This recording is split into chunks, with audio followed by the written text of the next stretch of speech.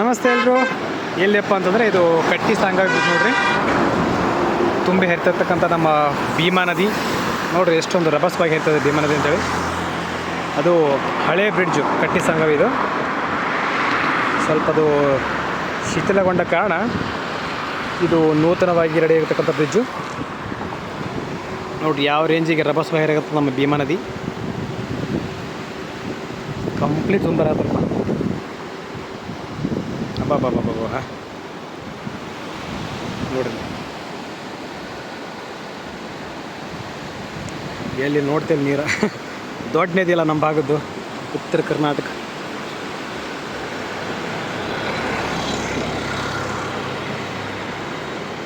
ಭೀಮಾ ನದಿ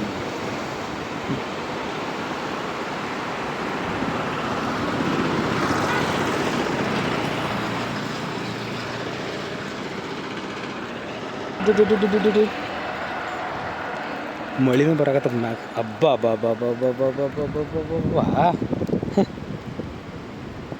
ಎಲ್ಲಿ ನೋಡ್ತೀಯಲ್ಲಿ ನೀರು ಹೆಂಗೆ ನೋಡ್ರಿ.